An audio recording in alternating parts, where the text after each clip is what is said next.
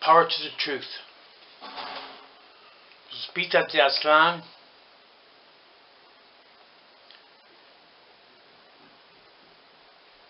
When I say power to the truth, I am not saying all power to the people.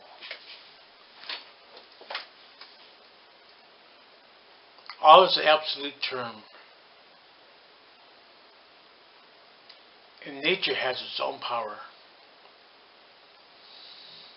For now, I'm going to entitle this video Chomsky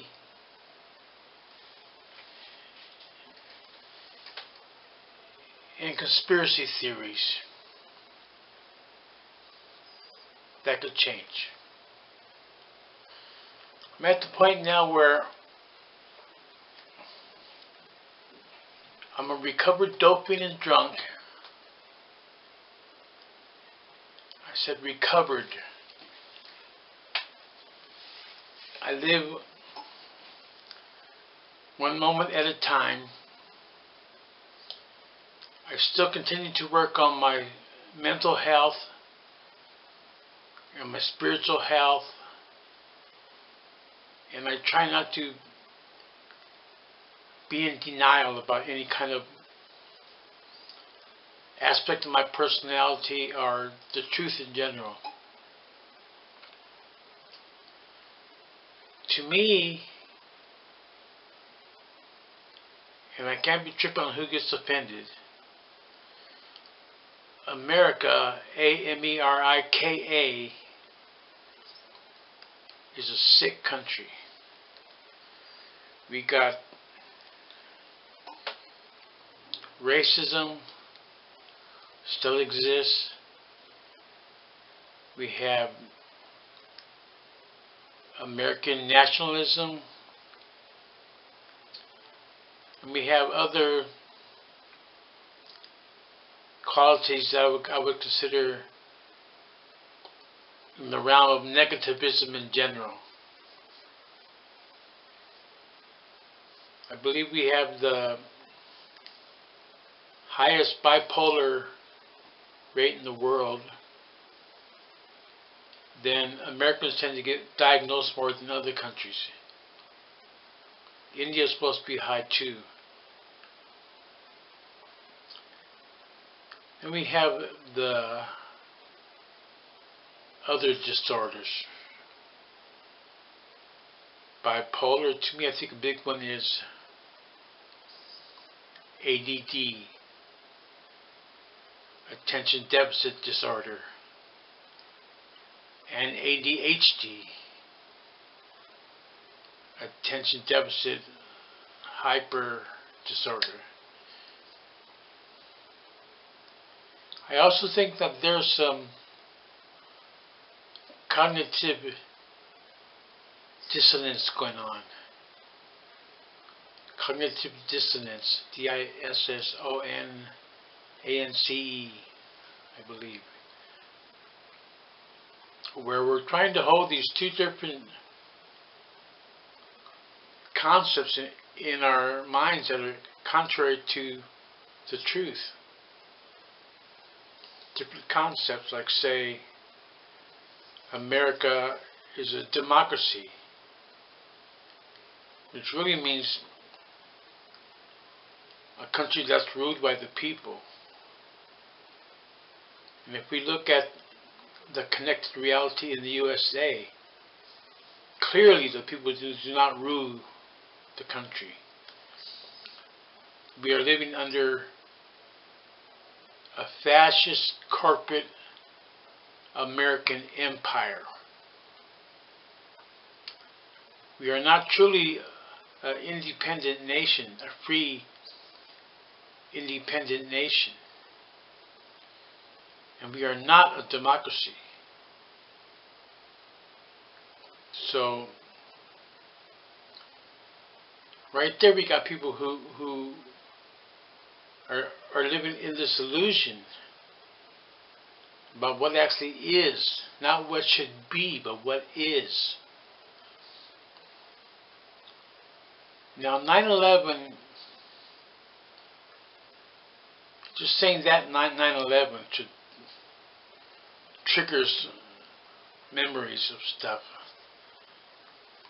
9/11 used to be, you know, when you say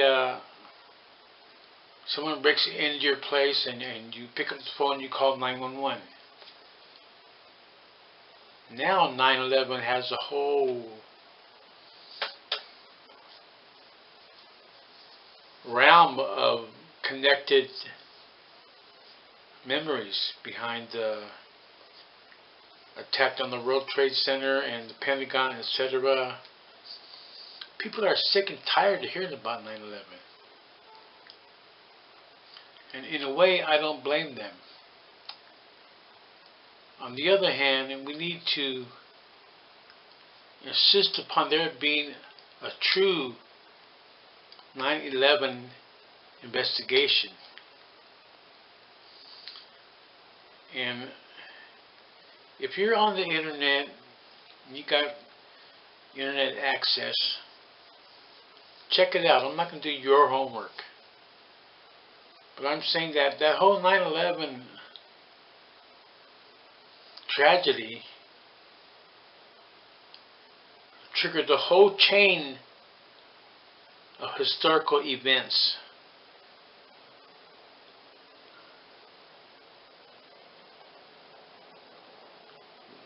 That was part of why we're at this stage in history right now. You know, with the war on terror and all that. You know, which the concept of having a war on terror is like having a war on fear. It's like it's insane. So that rationalized, you know, the American Empire's quest for total world domination. Its obsession for more and more oil. And most Americans now realize that there were no weapons of mass destruction in Iraq. And the U.S. is being pushed towards Iran.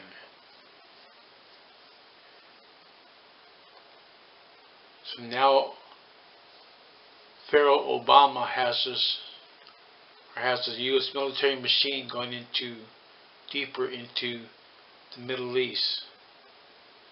A re-entry into Iraq, Syria. So this will affect all of us, Lebanon. And it seems to be geared towards going into Iran. So even if the whole 9/11 conspiracy, if you keep an open mind, there have been so many questions, inconsistencies, contradictions about the 9/11 investigation. The whole thing was corrupt. And we should at least be open to demanding a true investigation. Chomsky dismisses that. As if, oh, it's got to be a distraction from all the other stuff. Activism. What activism?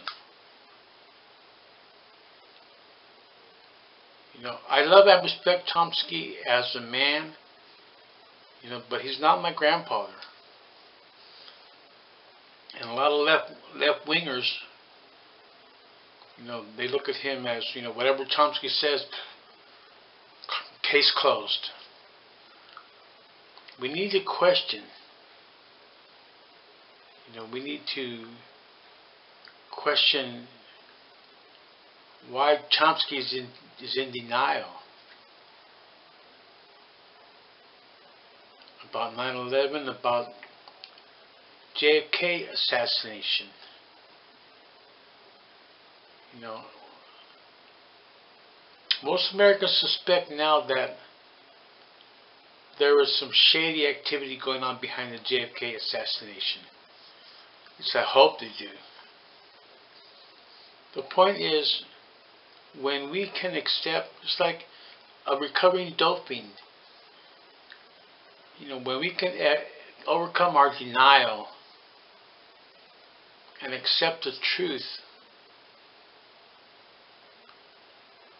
will help set us free. Free of our denial, free of our ignorance, and hopefully free of our fear. You know, where the U.S. has people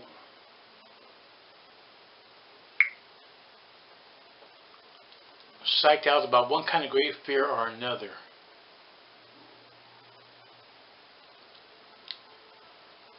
Weapons of mass distraction. Now it's Ebola. It'll be something else next month. Trust and believe. So we need to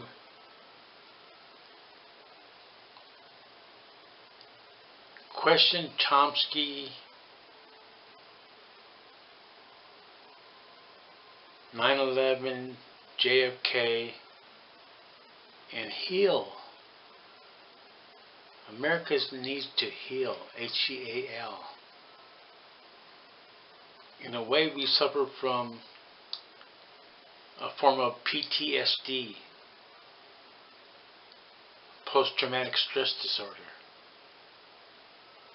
Now pay attention here, we're not well.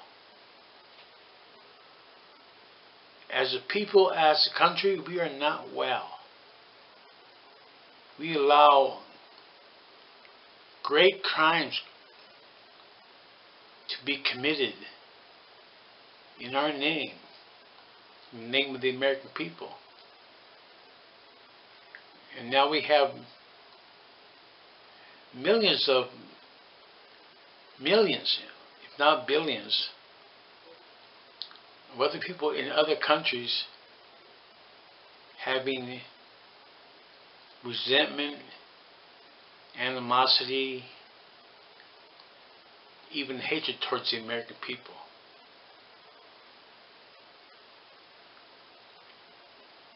And the American people put up with it. I sometimes look at America as if I'm in Nazi America with a K. I am not in the same country that I grew up in, but I loved and respected.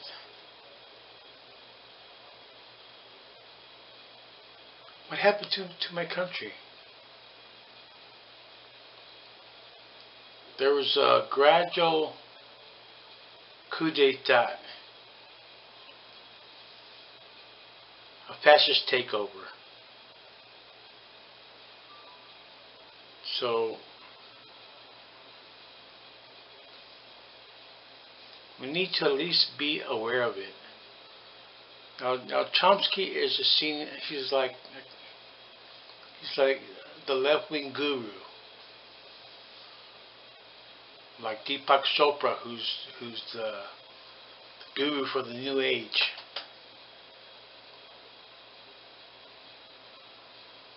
Overthrow that crap. Be your own leader. Study for yourself. Sit your ass down and study. Study U.S. history and be open to other people's theories, opinions, ideas. The point is, America is a sick country. And if we get offended because someone says we're sick, and we get hatred, all that negative crap, Maybe we should stop and think. Maybe I am sick.